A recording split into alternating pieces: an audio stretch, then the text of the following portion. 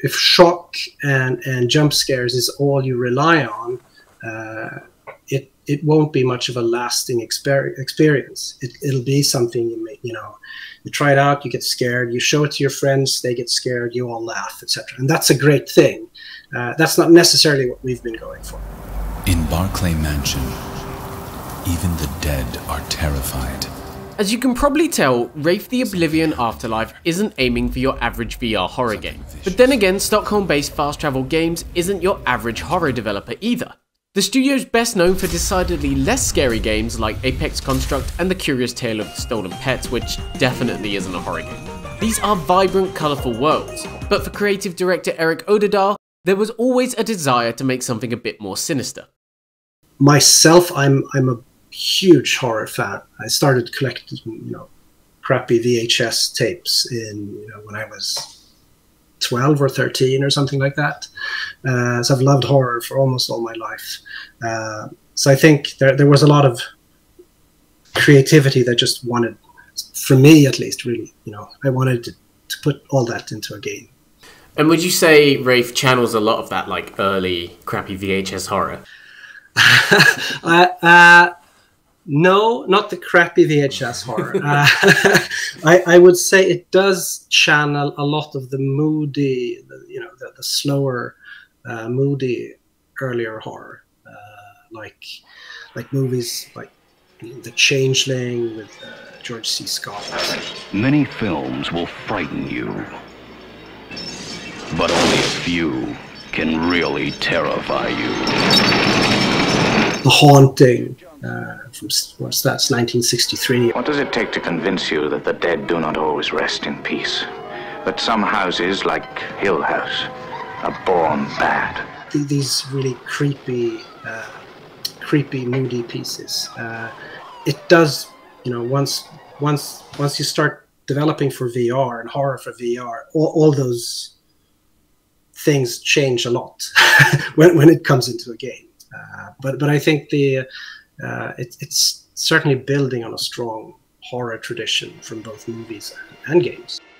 These are definitely unfamiliar influences for a horror game then, not just in VR but the wider industry too. So exactly how do these old school chillers translate into a fully playable virtual world? First of all, no horror game is ever free of jump scares. That's because people are going to jump. People are going to be, scared suddenly and stuff. That's kind of the point of horror, whether it's movies or games. But I think what these movies did was they build a tension and they earn their scares. And I think that's been like a mantra for us. We have to earn our scares. Let's build up to something. It might take some time, but once you hit a certain level, it becomes really scary, and you basically never really dip down too much from that level. We want the player to be tense all the time. What we wanted to do was to place the player in in locations or in rooms with terrible enemies that you cannot defeat.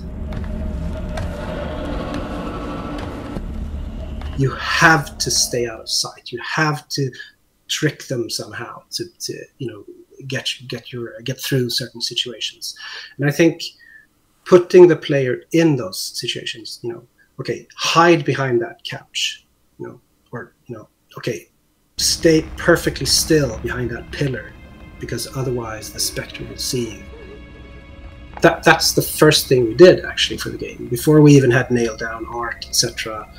We did a proof of concept. Okay, can we create a scenario where the player has to hide, and it has to be super exciting, super scary, and etc. And I think we've done that really well.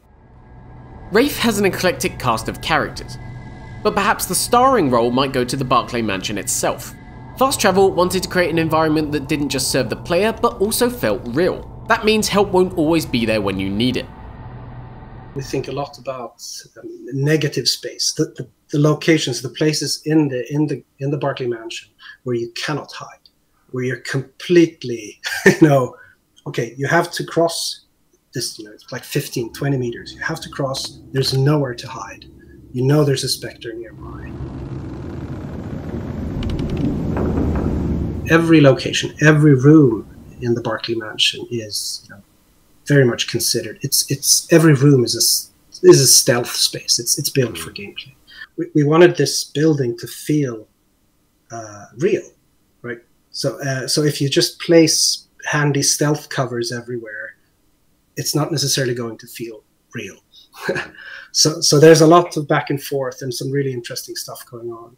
Discussions between design and art about stuff like that. So fear not, or I guess be fearful, because Wraith will be a scary game, but its horror is aiming for more of a slow burn, atmospheric approach that will give players at least some confidence to keep moving. It's a delicate balance that Odeldahl hopes any VR player, horror fan or otherwise, will give a fair shot. Horror isn't for everyone, and we're definitely not half-assing the horror aspect, I hope.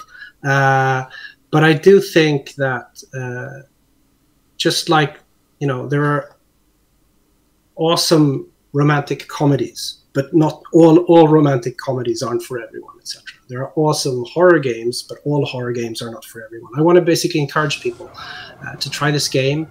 I do hope they find it really, really scary, but I do hope that they find more than that as well. It's definitely not a power fantasy, which is games. A lot of games are power fantasies. This is not. It's a game that lets you interact with the world in really interesting ways, though.